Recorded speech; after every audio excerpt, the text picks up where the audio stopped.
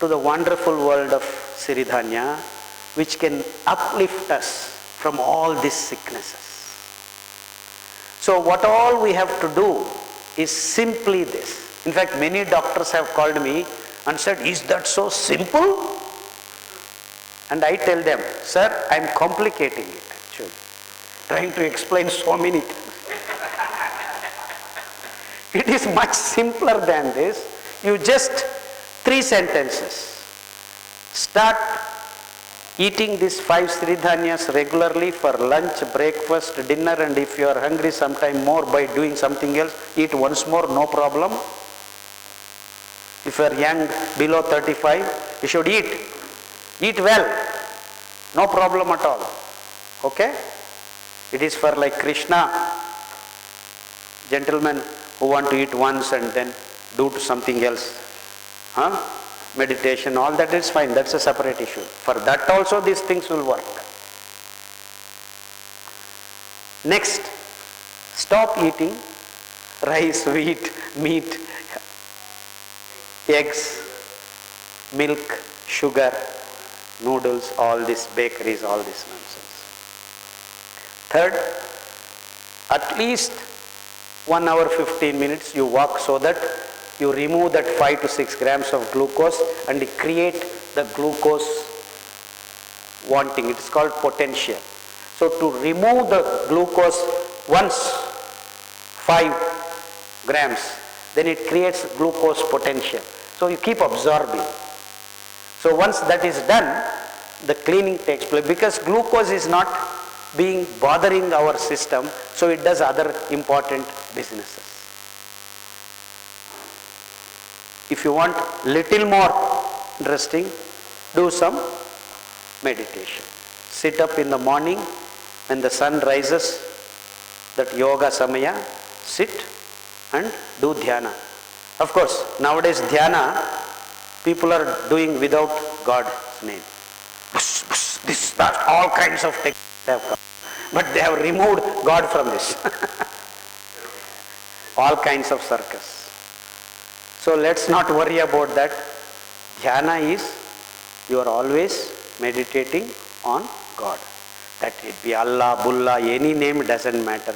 Astakshari, Shadakshari, Panchakshari, it doesn't matter. Don't leave God. Simple. Do whatever techniques. God is the one who we meditate on. So if you do this much, I don't think there is any reason for us to be sick. Because all these days, people are talking about only sickness. But I want to talk, or I want to take the people into the realm of health. So let us talk about health, not sickness. And these names, so-called cancer, diabetes, gangrene, BP, all this will remain as names only. In fact, I actually dream of a world where the people talk. I believe my grandfather had something called BP. I don't know how it.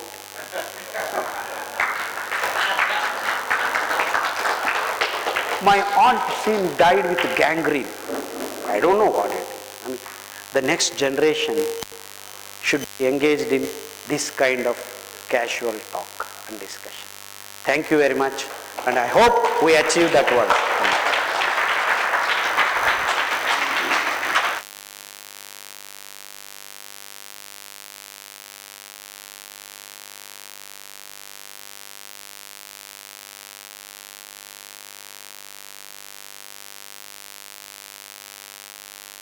So in 70 days you can harvest. Such a short time. And it grows abundantly. And a lot of birds come and feed. And that being the case, when you grow round top, for the next crop, your soil is fertilized in no time. That is wonderful bonus you have. When you grow this Siri Dhanya, the next crop that you are going to plant on that ground doesn't need any fertilizers. Absolutely zero. Because all these 5 grains invite lot of birds. So when the birds come and feed, the soil gets fertilized. So it's a wonderful thing to grow Siri Dhanya, not just for you, because other living things also have to eat. In fact, that's how God grows these grasses all over the world in abundant form. So that is another important thing that we have to recognize. So in 70 days you can harvest brown top. Kodo takes 4.5 months. Foxtail, little and barnyard takes 3 to 3.5 months. And you don't need lot of water. Approximately 200 to 300 liters of water is required for 1 kilo rice to be produced. And these are all rice. It's not just that the white rice we are eating is rice. So anna means it is not this bili anna, this white rice. All these are rice. Arka anna, same anna, korle anna. All these are wonderful rice. And you can cook them in all different forms. You can make pulao, you can make biryani, you can make rice, bisi bele baat, all kinds of things that you make with the rice. In fact, all these recipes are generated using these rices, not this white rice. This white rice is very recent, maybe 180 to, because after the big dams are built, this rice and wheat have come into existence in large quantities. Earlier, this white rice is also grown where there is lot of water logging, that near lakes and underneath the delta regions they used to produce. And they were also produced in small quantities. Only after the fertilizers came, the yields, hybridization and genetically modified, all these things have. But all said and done, you can only grow not more than 10 acres per 100 acres be irrigated. So beyond that, 90 acres are unirrigated. So you can use all 90 acres out of 100 for growing this, because you don't need any nonsense of water, this and that.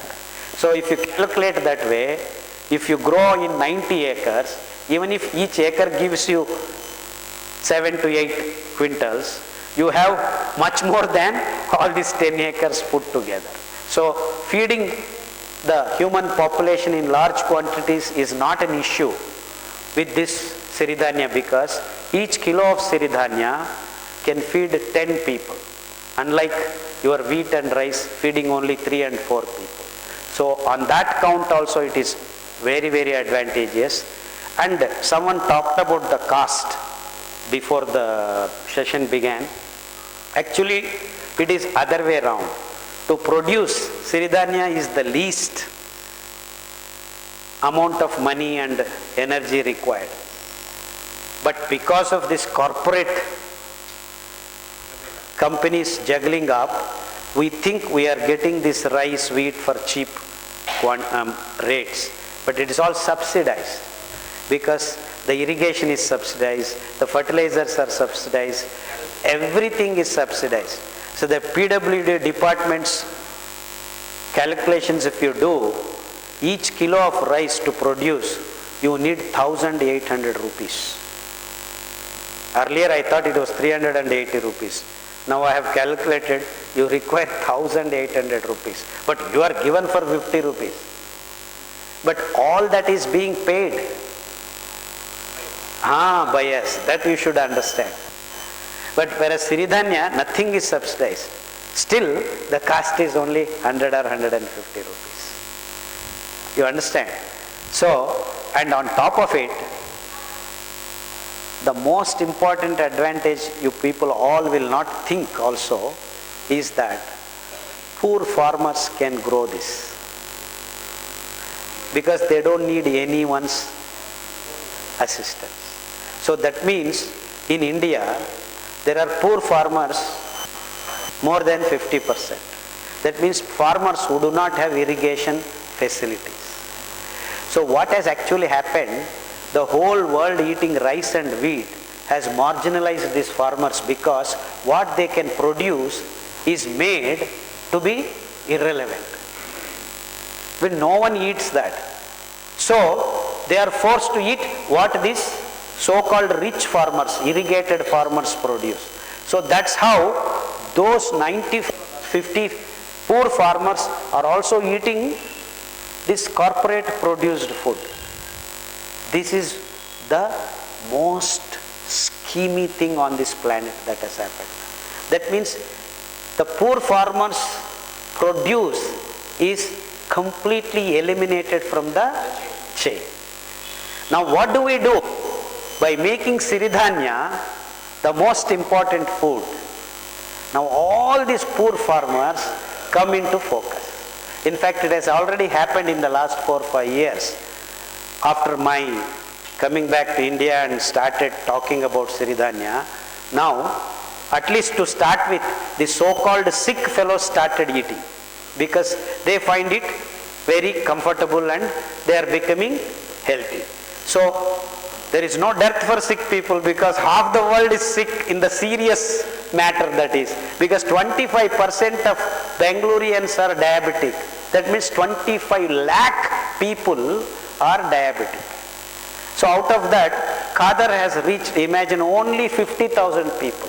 Even if 50,000 started eating this, you needed that much grain. So the grains that were produced now and then here and there by these people, they were not being asked by anyone, but now these 50,000 people started asking for it. Some price came onto their value. Some money passed on. So now more and more diabetic people, more and more BP people, more and more thyroid people started finding the use of this Siri Dhanya. So the demand started increasing. And unluckily, more sick people are more rich people. No, I'm not talking about money. They are more sick.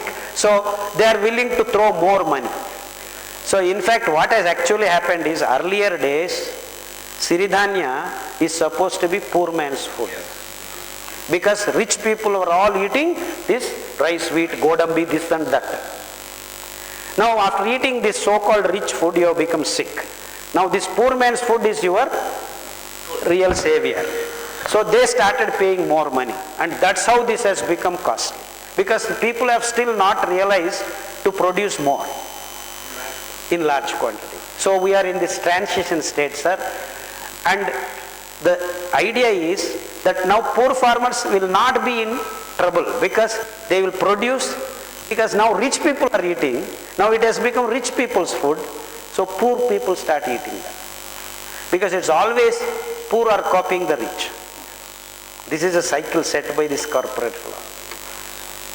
So now if we reverse that, where rich people are eating Siri Dhanya, that's how it is costly. But the difference is, without hangama, corporate assistance, poor farmers can grow Siri Dhanya now. So that is where the release is. So in a matter of 2 to 3 years, all the poor farmers can grow, eat, and the remaining will come to cities. So all the 50% of the poor people do not have to buy any food from corporate companies. And this is what I am waiting for.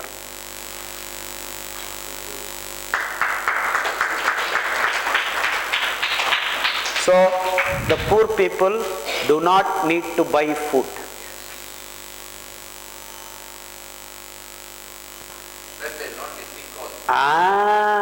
Now you are talking. Now you are talking. And that is my dream. So over a period of 10 to 15 years, I am hoping all poor Indian farmers become healthy, and I don't mind saying rich. I hope they do not bother about being rich. I hope they will be worried about being healthy. Because being rich doesn't mean anything. And many people say health is wealth. I totally disagree. Health cannot be compared to anything else. Health is only health. Nothing can come nearby. So wealth is a very, very small word which the whole world has been worried about. I am least worried about it. Because health is not at all wealth. At all wealth. Health is something way beyond.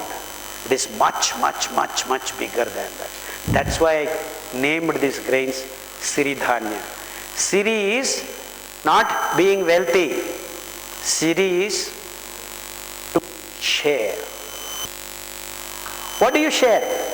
What you have in excess. So if you cannot share, you really are not wealthy. Wealth is actually defined only when you share. If you cannot share your knowledge, your money, your belongings, you are not a wealthy person. In fact, you are the poorest of poor at all. This is the problem with all of us. So if you can share your knowledge, you become richer. If you don't share, you want to have patent and you want to amass more, you continue to be poorest of the poor. So that's why we need to share all things that are bestowed upon us by God. So that's when we really become wealthy. So health is the main thing that we all should aspire, which is actually given by God freely for us. But we are trying to make money out of this nonsense. This is the sad story of human race. So I want to actually release from all these bondages of this human race, thinking not right. That is our problem. So we need to share things, not amass and hold on to. It's a sad thing. Don't do that. Thank you. Doctor, there's a question from a diabetic patient. They have taken the Siri Dhanya to a doctor in Manipal hospital, and because of the presence of phosphorus and magnesium, she was asked not to consume millets because it is bad for diabetes. This is nonsense. This is sheer nonsense. I will give you another experiment. This is done. This is done. A person, feed him 100 grams of glucose, feed him 100 grams of rice, feed him 100 grams of maida hittu, feed him 100 grams of foxtail millet ganji. After 1.5 hours, you collect the urine. This is called renal tolerance. If you find glucose in the urine, that means that is not the food for you. Out of all these, only foxtail millet, barnyard millet, brown top millet, little millet, foxtail millet has no glucose in the urine. All the others have glucose in the urine. So this is one experiment which is done by a doctor in Chikmagaluru. So that is the direct, that and all I am least bothered because it is phosphorus, it is all nonsense. You get me a gangrenous patient after taking insulin, this and that, all that. I have cured hundreds of such gangrenous patients, not necessary to cut their fingers. Hundreds and hundreds, hundreds and hundreds have cured themselves, not even coming to me, by eating this Siri Dhanya. So these doctors, scientists now will start writing, just like what they wrote about our coconut oil, groundnut oil being aflatoxins are there, you will get nervous problems, coconut cholesterol is there, you will get BP problems. In fact, it is just the other way around. If you take groundnut oil, your nervous problems will disappear actually. If you eat coconut oil, your BP will go away. No problem at all. So this corporate science always wants to bias their products and eliminate local foods, local materials from the mainstream. So there is phosphorus, everywhere there is phosphorus. Balehannu phosphorus is there, milk phosphorus is there. Then why are they asking them to eat rice? Rice also has got phosphorus. Soft drinks has phosphorus. Everything has got phosphorus. Which does not have phosphorus? So all this nonsense they are talking. So because they always want you to use their tablets, their products, nothing else. Is it enough if we store water in the copper pots, or should we boil the water in copper pots? No, no.